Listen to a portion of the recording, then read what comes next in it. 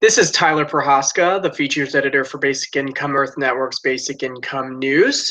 I'm joined today by Stephen Janssens, who is the founder of 8 and the director of Villageone, which is a documentary that is following recipients of a basic income in a village. So I'm really interested to hear about the background of this project and some of the results that we've seen so far. So, Stephen, can you sort of explain what inspired you to do this project when, in the first place? When did you begin, and what sort of led up to this? Okay. Yeah, I already traveled a lot in my life, and I saw a lot of inequality and poverty around the world. And by the end of 2014, I was traveling in Uganda, and that sort of was the start of the idea. Then in 2015, I met with Martin, who's my co-founder of 8, and he's an expert in development aid. Together we set up the pilot during 1.5 years almost, searching for funding, looking for details, universities that can collaborate to make it scientifically valuable and stuff like that. And now in January 2017, we were able to distribute our first basic income to the village Busibi in Uganda. And so what made you choose Busibi to begin with? What were you introduced? Did you find it yourself? How did that process occur? Actually, my wife is Ugandan, so I have a strong connection with the country Uganda. In that region, I have also a lot of connections and friends. So I started with researching different villages, like I saw 30 to 50. Finally, we decided to do it in Busibi because it's like an island. It's a bit isolated and it's not too big to do a pilot project. We're talking roughly about 50 adults and approximately 88 children. The aim of 8 is actually, after this pilot in 2 years, to scale it up to 10 villages in the future and even more if possible. So, and can you go more into detail about the process for preparing for this documentary and the research? Did you have to work with the government? How difficult was that? Actually, we set it up as a local project, so we checked everything with local communities, local leaders, and that was quite fluent. We have to talk with a lot of people, but in general, actually, it went quite well. We didn't saw so many problems, to be honest. And one thing I've found interesting when I've been reading about Give Directly is there have been instances where recipients didn't want to take the money because they thought there was a lot of gossip going around about what the strings were, where this money came from. Did you run into any of those types of problems? We have also similar stories, of course. Actually, in episode 4, because for the documentary, we built out a small web documentary platform, which now has already 2 episodes, and there's more to come. But actually, in the 4th episode, which is coming in 2 weeks, more or less, that will be on that topic. Actually, there is one guy or one family who refused our project because they believed actually that we gonna take over the land, or they don't believe that the money is really for free. That's like that gossiping. Right. And is there any resentment between villages? Have you heard about other villages finding out and becoming resentful that this village gets basic income? No, of course, we also film neighboring villages or people. We get some reactions also. Some are disappointed that it's not their village, but they're not angry or stuff like that. they just hope that in future the basic income project will come to them, but they're not angry at all. No. And are there any conditions for receiving the basic income in Busibi, or is it to absolutely every person there that wants to receive it? It's unconditional, so to every inhabitant of the village. So it means that in our setup, we use actually the calculation method of guy standing and transform it on the economical numbers of that region in Uganda, which means in this particular case that every adult receives 60,000 Ugandan shilling, and every child below 18 receives 30,000 Ugandan shilling. The money for the children is given to the mother or the female household or another replacing household, but in the first place it goes to the mother. And can you translate those numbers into US dollars? Yes, in euros it's more easy, but it's more or less the same. It's approximately 16 euros a month per adult and 8 euros a month per child. So also, let's say, almost $17 to $18 per month, or $8 to $9 for a child. And what types of differences have you seen in the consumption patterns so far? So far, and that's really quite amazing. Let's say that every child is almost going to school in that village now, and before it was like maybe 50%. So that I think it's already quite amazing. That's actually I will talk about our 4 effects that we aim. It's education, healthcare, entrepreneurship, and self-democratic organizations that they organize themselves. So I will give an example for each of them. The school I just did. So like I told you, almost every child is going to school now. And also a very unique story is that one guy of 18 years old who only did primary school is just started in first year secondary school, thanks to this basic income project. Secondly, the healthcare. There's an older lady, for example, who had a lot of problems with her health, swollen legs and kidney and liver. And she was now able to go to the hospital and let her get treated, and it's going really better now. And so there are also other people who now take more care of their health, not because we created hospitals, but we gave them the money that they can use to make their healthcare better, or the access to healthcare is easier now. Then entrepreneurship, the first shop in the small village is now already opened. So someone built a small thing, and now there is a shop. You also see some people who buy solar panels. So there is some like entrepreneurship coming, but it's only 3-4 months. So I think that's some of the 3 effects that will still grow and continue to grow. And the 4th effect is the self-democratic organizations. We see a big evolution in the saving circles. It's called SACCOs. It means that, for example, if you make a group of 10 people and everybody in that group gives 10 euros, I will give the example in euros, then you have 100 euros per month. And every month, one of the 10 people receive the 100 euros. It means that people will be able to receive at one time a bigger amount, so they can invest it, for example, in their house or in or buy a cow or other stuff that they need.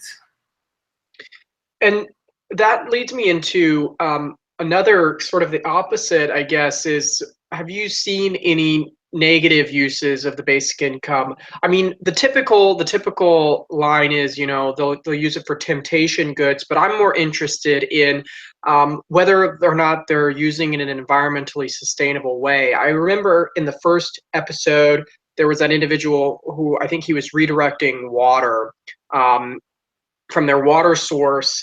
Do you see any types of negative effects? And in particular, what has the effect on sustainable consumption and sustainable use of resources been?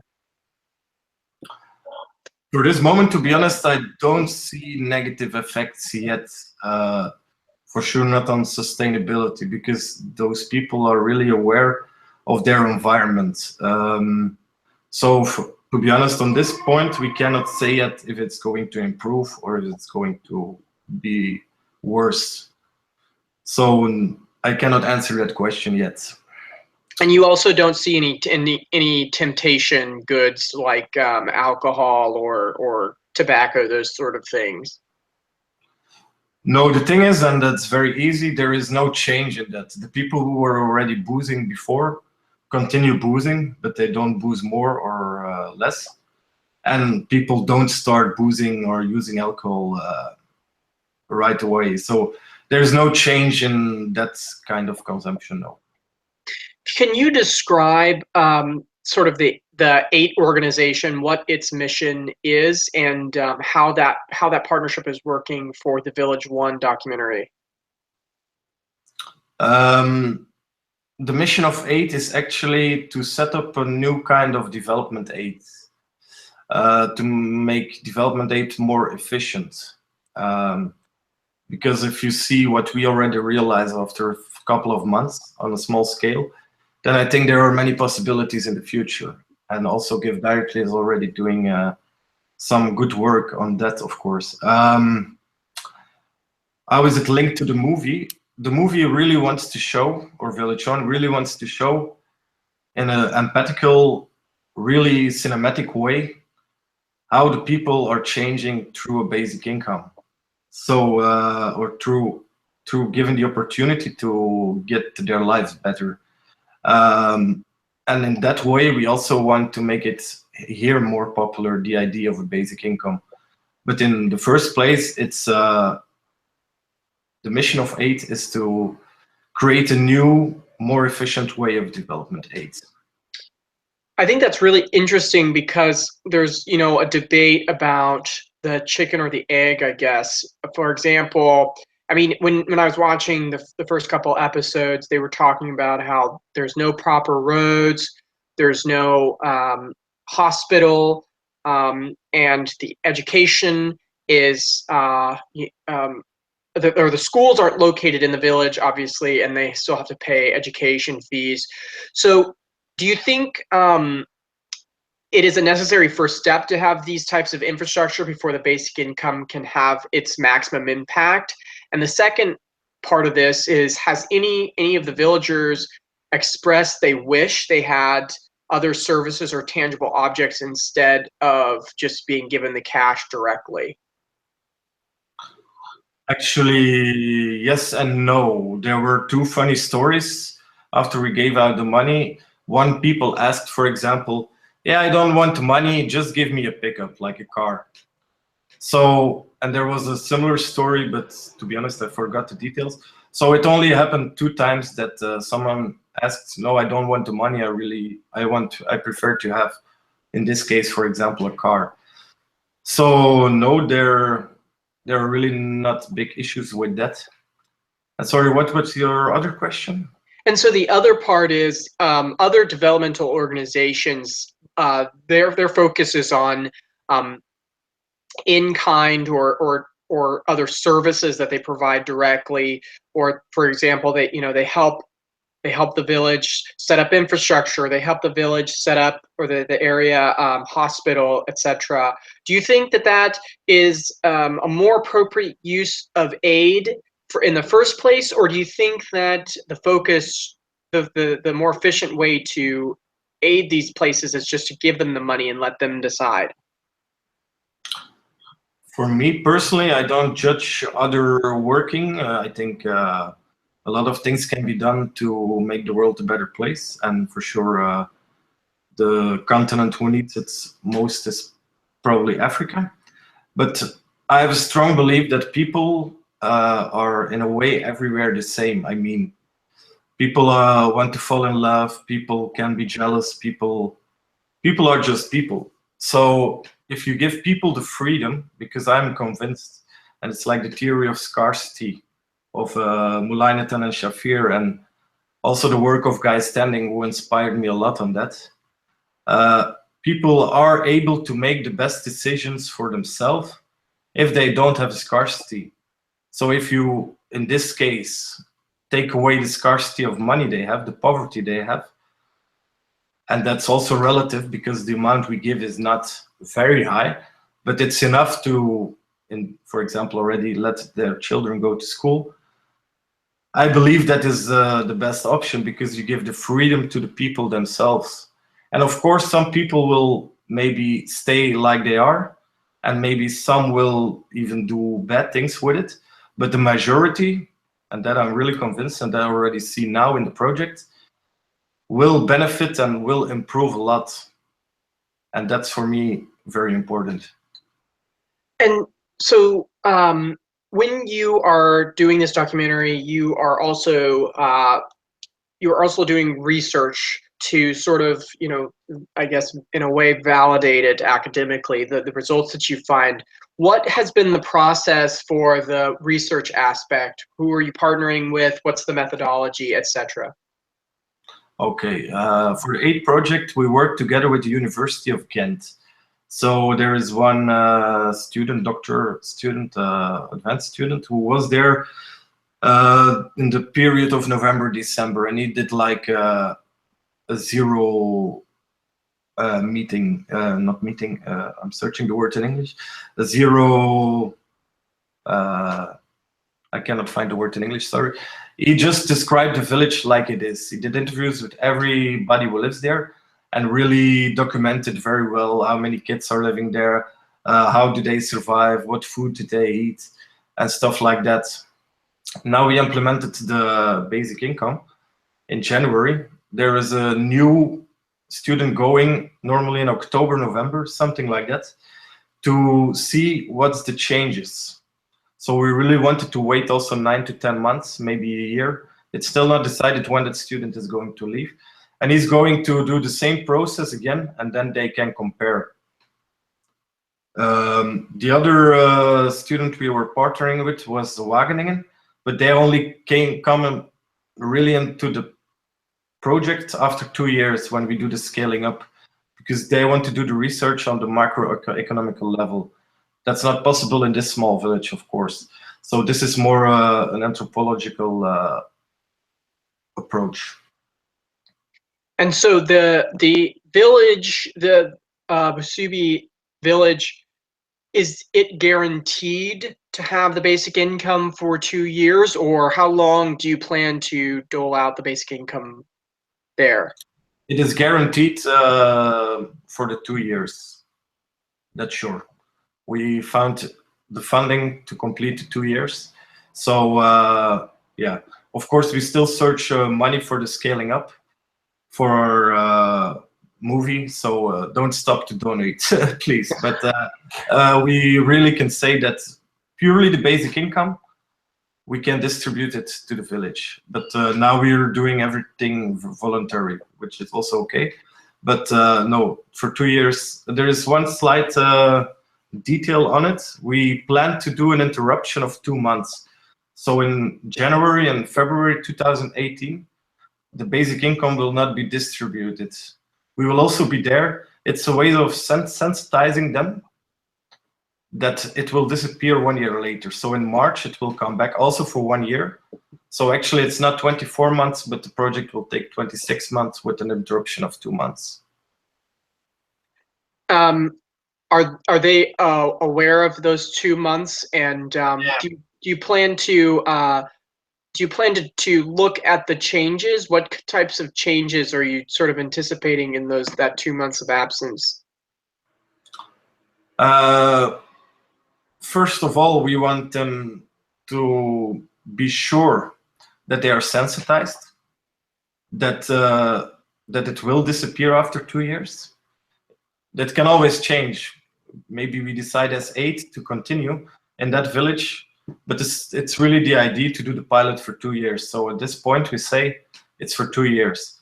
But we wanted to make sure that they are really aware, because some people are also illiterate there, and also that they feel that it's not there for 2 months. And the second reason why we do it is also because we want to see the people who don't maybe develop so much now will maybe develop more after an interruption of 2 months, because they know, oh, there's really a lot of possibilities. So far, what has been the largest transformation, in your opinion? I guess on both the on an individual level for maybe a particular villager, and then on a broader level amongst the village, maybe social cohesion.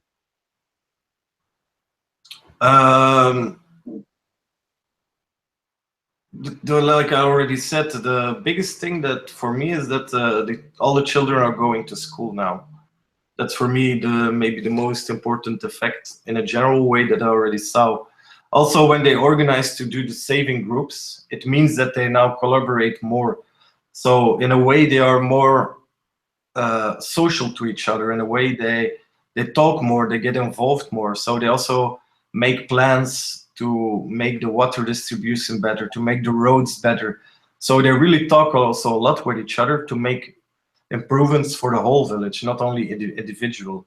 And that is maybe, yeah, the most interesting accomplishment so far. And you mentioned that one of the villagers already started a business. Was it the woman that said she would like to trade, but she lacks the capital? From the episode 2 on Village 1.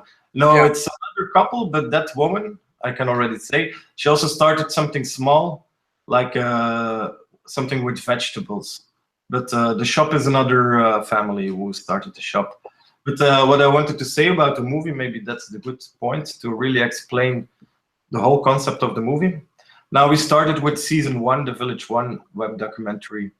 Our plan is to make a season 2 in October, and next year around the same period as season 3, and also in October next year, season 4. Then in the beginning of 2019, our long movie will be released, but it are two different products. Because the web documentary, there are each week small stories of 5 minutes about the people. Some of that stories will never make it to the long movie because a lot of things are happening there. We film also a lot of things. But this is a way to really get people involved. And some of the audience maybe ask, oh, where is the money? What's happening? I can also tell you the structure of season 1. The money will be distributed, that I can already say, in episode 8. So the 7 episodes before the 8 episodes, the 7 before, are really to show how they live now, what their dreams are. So you really get to know the village like it is now, like before the basic income. Then in episode 8, the money will be distributed, you will see it. And then the 4 last episodes of season 1 will tell already the first small stories on that basic income project. Then in October, the whole season will have bigger stories. And the 3rd season and the 4th season, even more bigger stories, because what we see now in the beginning, it starts, of course, very small. Some people also didn't have proper clothing. So some used maybe their first basic income to use proper clothes. But from the moment they really have something from the saving group or have a bigger capital, bigger changes will occur that we already see and that will only grow in the future. But it's important also to mention that the long feature movie in 2019 will handle also on my personal story, and will handle also in a metaphorical way with scientists and other stuff about inequality, scarcity, and poverty. And the big story is, of course, the village and how it changes through the basic income experiment or through the unconditional cash transfer. So that is how it is the movie project. Importantly also to mention is that the 4 seasons will only go about the village. All the stories will be about the village in the web documentary. So I hope this is a bit clear. And that makes me think about there's echo here. Yeah, I heard. I didn't hear you very well now. Sorry, I muted it really quick. So I'm curious, what was their reaction when they were first told that they would get the basic income? How did you handle that? Was it a village-wide meeting? what was said and what was the reaction? First of all, I will tell you first our registration process. So in the summer of July 2016, I did a registration with my local friends. The first registration, then we had a list of the people who were living there. That was cross-checked by the guy from university. And we also did a last check in December before launching. And then we really locked our list.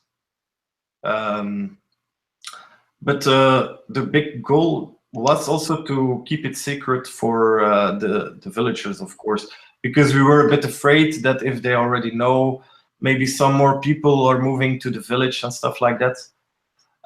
So we really kept it secret. Somehow that succeeded. But also, like you were saying about in the beginning of our conversation about the stories that occur of some people refusing the money because they don't believe the intentions are good, because they heard some stories and some gossiping. That was maybe something we learned for the pilot project for in future. The time between the registration and the real implementation hasn't been too long, because now there were 5 to 6 months in between. And that gives also people the occasion to start gossiping, because they don't know what's going to happen. Anyway, how we did the announcement, we really called a gathering on the 14th of January, where all the villagers came, and it was really a gathering with chairs. We also provided some sodas. And then we really explained one by one what we were going to do. The first reaction was, of course, disbelief. I remember the first question we got from a lady was, when do we have to pay the money back? How much interest do we have to pay? Or how much rent do we have to pay on the money? So in the beginning, they didn't believe that they really are going to receive money without any condition. But after our explanation and after explaining all the details, they believed it, and there were not so many issues with it. And they were, of course, very happy. And for you personally, what have you taken away from this experience so far? Like I already said, and also during this conversation, that people are really everywhere the same. They don't have the same chances or opportunities, but in a way, humans are humans. And also, what also we are also emancipating a bit there, because what we do is giving the money for the children to the mother. As you know, in Africa, it's like quite a male society. So a lot of men in the beginning, they were a bit angry, and they said, yeah, I'm taking care of the children, and why is the money going to the mother? So that kind of things were a bit strange to see. But eventually they also realized that if they cooperate well with the wife or as a family, they can develop better, of course. I mean, have you beyond that, any types of positive impact? I know that there's research on when you provide it to women of the household, it does provide more freedom for them to just decide their own work life, their own home life, their own financial decisions. It gives them a lot more independence. Have you seen a lot of that taking place in this instance? Yeah, we saw that a lot, but the real effects, yeah, we already only 3 months so far that we distributed the basic income. So the real big effects still have to come, but it's also good. The proof is already there. If every child is going to school, it also means that the mother is taking care, that the money for the children is really used for children. So, Stephen, is there anything else you think that's important to understand about Village One in this project that we haven't covered? It's just important that we are now building up slowly our audience, because we were quiet in the beginning, but now we are launching every week an episode, and I hope it grows online in a big way, but slowly by slowly. That's also how I see the story. The second season, the stories will be bigger. The third season, the stories will be bigger. But I also hope that people enjoy seeing what's really happening when you give people chances, when you give like an unconditional cash transfer or basic income to people, what it really means to give that kind of freedom, that they don't have to worry anymore about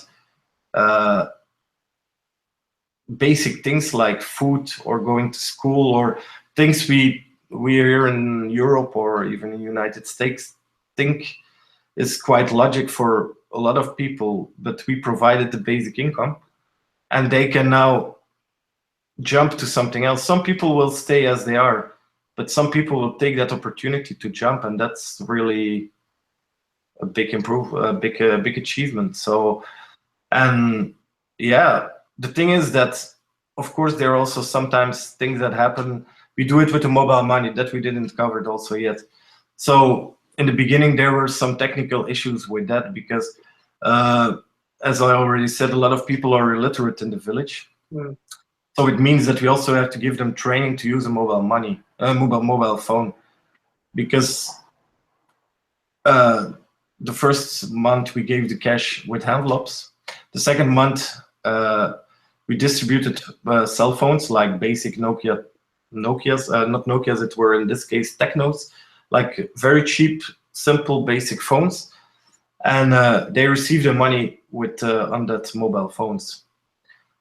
And the teaching of that also, you can make a lot of mistakes also with that, because if you give 3 times the wrong PIN number, you're locked. So you have to go to the big town to deblock your cell phone. So that kind of things are also happening. But of course, that's in the beginning only. Once they really know how it works, that problem disappears, of course. Was that the main technical issue that you had, or were there other technical or other issues that you encountered? Not really. We are also trying with the bank there to set up also a system that we really can do it straight from here, because now we're doing it with a local person who distributes the money on the mobile phones. But our goal is at the end, also for the scaling up in the future, that we really can manage it from behind the computer here, that you can say this phone number receives that one, and you can adjust, adapt if someone moves, if someone comes. It all depends. And if somebody leaves the village, do they still receive the basic income? In our general rules, we made that if someone leaves the village, he's also excluded from the project. Also, what we also did is new babies are not put into consideration. So for our pilot project, we really closed our lists to avoid also, because we already see it happen now. Some people come to ask, yeah, you didn't register this one or this one.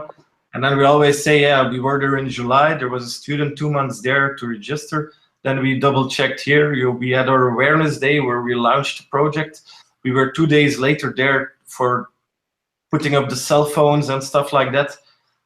So there were opportunities enough to say to us, hey, I'm also living here, or you made a mistake by not registering me. So we really have to keep it close, because otherwise we open the gates for people to buy a piece of land there, for example, and try to live there. So for this pilot, we really want to keep our registrants closed. Like on the moment we launched on 14th of January, the list is closed. But of course, that are interesting things to discuss. We as a board with my colleagues, we also talk a lot about that. How can we, because it's maybe logic when someone moves into the village that he also receives, but how do you do that in a practical way? So that are also challenges for us that we are learning from this pilot project also. So how many people have you actually turned away so far? How many people that are coming to be part of the project but were not on the list? Yes. And I have to count quickly in my head. I think approximately 10 to 20. And were they actually?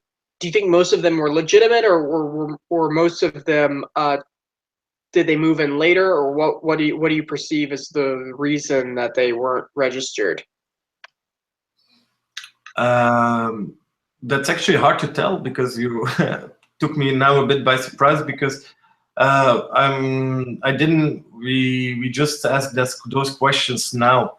So the details we will receive, the details of the names and stuff, because it all happened after we were left after the launch. I'm going back myself in June to sort all that kind of details. But the people we already met just afterwards, it was, for example, one lady who was the second wife of someone who was registered in the village because he had land and lived there, but the second wife was not living there. So she was not part of the project, so she was complaining a lot.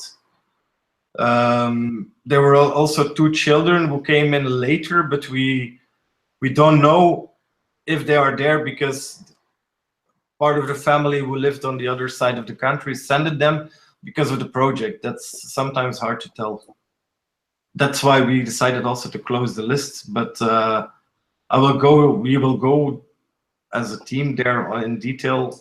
Maybe if the people are really living there and we really made a mistake from the beginning in the registering, which I doubt because we really did 5 controls by other people, then we always can adjust the list. That's also what we want, of course. And what type of local organizations or local individuals are you working with? Our Uganda crew is like a social worker who is actually, I call it the location manager. He lives not far from it. So if people have problems with their phones or other questions, any issue, they can already come straight to him. Then he reports it to me or my wife. And then we do something about it. Then we just solve the problem. Then we have also give training to 2 people there to film. Because when we are not there, we would also like to have some video coverage for the documentary in case there's something happened that we really cannot refilm or redo. That are also 2 people. And then there's also someone who is taking care of the distributing of the money. So they're also combining the functions. We have 3 Ugandese crew. One is the location manager plus helping with the filming. The other one is purely for the filming. And the third one is really purely for the 8 projects, distributing the money, checking with the banks, if there is a problem with the phones or the mobile money, all that kind of things. But I have to say there are not so many problems. It's going really fluent. Sometimes it happens that someone uses a PIN number or loses a cell phone, but that only happened once in 4 months. So actually it's going really fluent, and yeah, we learn from the things we now see for the scaling up in 2 years. But it's really amazing to see now already how the effects are in the first place, but also how fluent it goes to distribute the money. And it all starts with a good registration, because if you have a good registration, you can just register them for the mobile money with the mobile phones, and then it's just a matter of sending the money every month to the mobile phones. So purely for the projects, that's very fine. And then there is the scientific part, so they also do the reporting. So we always see what people do with the money. For example, when they buy a shop, when a child is going to school, all kind of things we get to know very fast. And has the Ugandan government maybe local or national officials interested in this type of development policy? Sorry, I didn't hear your first part. So do you see any interest from government officials about using this on a nationwide scale, or even maybe local officials that want to apply this on a broader scale through the government? No, not yet. They're really interested, but as you know, in Uganda, they already did some piloting. For example, they a couple of years ago, they distributed like money to students, and they also had good effects. So the thing is, I think there is an interest in it, but we didn't talk yet with government about it. But if we can really show our results, I think it can open a lot of things, because the local government from there, the local leaders, they're already very enthusiastic about it. So that's already one. Yeah, that's already a start. And the last question I have is, how did you get into basic income initially? What drew you to this concept?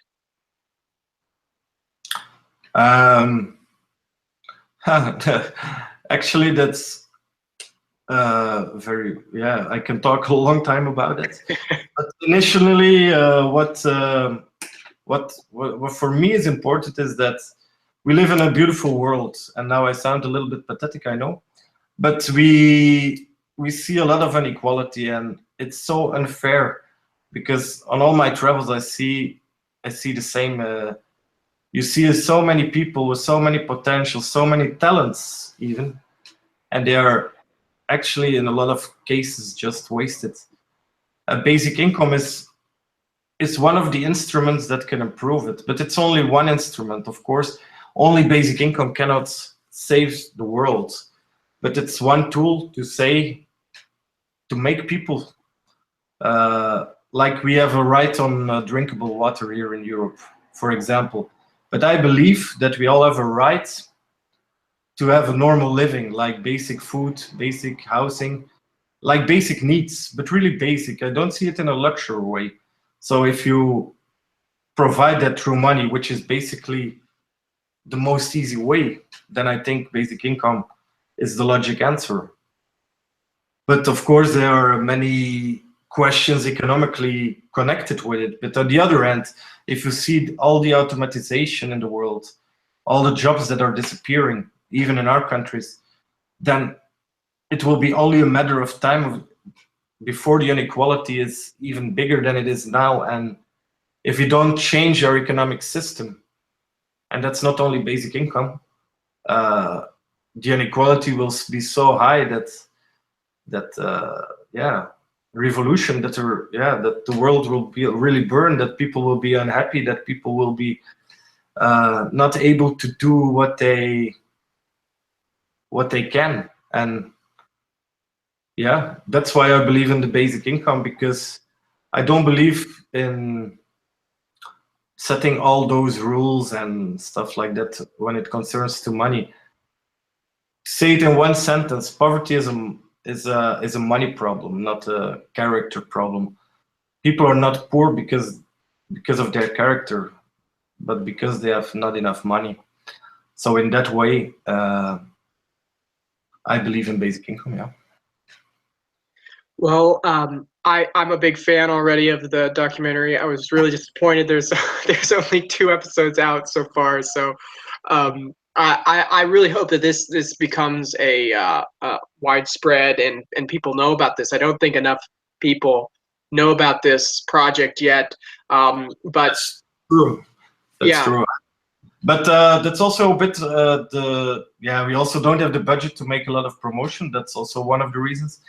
But the other reason is that we want to let it grow slowly, because I believe that if you see the stories, people share it, people like it, it will grow by itself.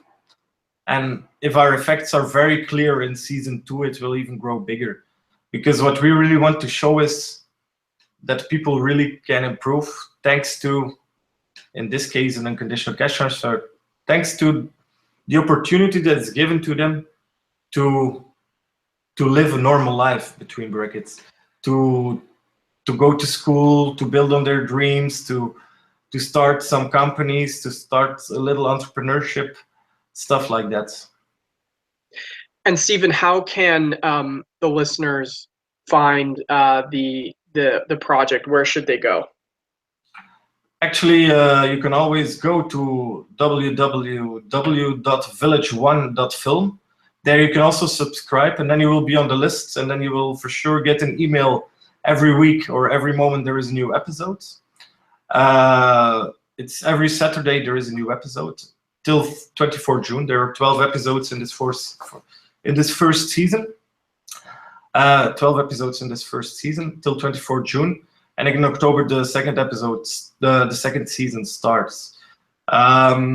What else is that you can also go to www.8.world if you want to donate, if you want to support us for our future work, for our movie, because we're still looking for money to finish the movie, because for the moment we're just I'm just investing it all myself.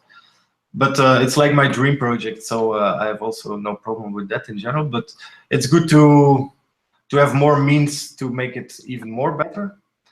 But I'm already really happy with the results now for the first shootings. And in June I'm going back to capture more evolved stories, because I already heard a lot of things are happening there, and even in June a lot of things will be more happening. So it's really interesting, and I hope the more and more people will be interested, can also